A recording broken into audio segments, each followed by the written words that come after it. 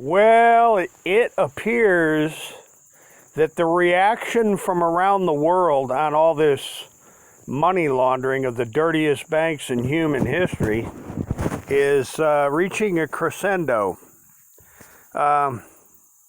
Trey Gowdy over at Nelson and Mullins, who represents Deutsche Bank in the United States, and the law firm of Baker and Donaldson, along with the Financial Services Subcommittee of the United States Congress, the Freedom of Information Act section or division of the Treasury, FinCEN, HUD, FHA, Fannie Mae, Freddie Mac, FBI, Department of Justice, the outrage from around the world on this massive money laundering scam is dwarfed by millions of other SARS reports that apparently have been secreted.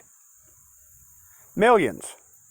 Some say the numbers are as high as 2 million SARS reports a year are simply being, whitewashed, covered up, hidden, locked away from public view. During this massive predatory foreclosure fiasco, and during this massive subprime predatory illegal mortgage fiasco, it appears that a whole lot of money is being criminally laundered through the largest banks in the world. Some that lend lots of money to U.S. presidents. That should be noted. And there's a lot of other senators and congressmen and judges and sheriffs and you name it, across the board, legislators in the United States that have been receiving huge amounts of financial benefits from these crooked banks. And that raises a lot of questions. The Freedom of Information Act demands that I have sent to the United States government repeatedly, and even appealed the silence. The silence has been appealed to several inspector general's offices. The records that I've demanded have been declared public, and they still have yet to be produced. This has been going on for years. The United States government and its law enforcement agencies simply refuse to cooperate, even with orders to do so. Now, ladies and gentlemen, let's see.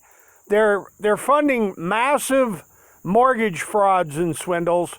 At the same time, they're laundering gargantuan amounts of dirty money. The same banks, the same time, the same space. I don't want to use the word commingling, but, well, there you have it. Now, the FinCEN, Department of Justice, FBI, HUD, FHA, the Financial Services Subcommittee of the United States Congress, and the Banking Committee of the United States Senate. It's time to produce all the records on these SARS.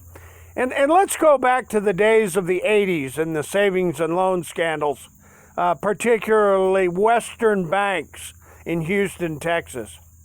Let's go back to the massive banking scandals of the 80s and see just how dirty the United States government law enforcement has been since the 70s and the 80s. This current scandal that's emerging across the world, there's a lot more to it than 2,100 SARS reports. And that's for my friends at the Con, at BuzzFeed, and of course, over at the International Consortium of Investigative Journalists, and some of my more famous yet quiet pals down there at the University of Missouri, Kansas City, the Investigative Reporters and Editors Association. Where's the beef? Where in the hell is the beef? Trey Gowdy at Nelson and Mullins. Ladies and gentlemen, I'll leave it right there. And as always, hasta la vista. God bless, and you can bet your ass we're coming back.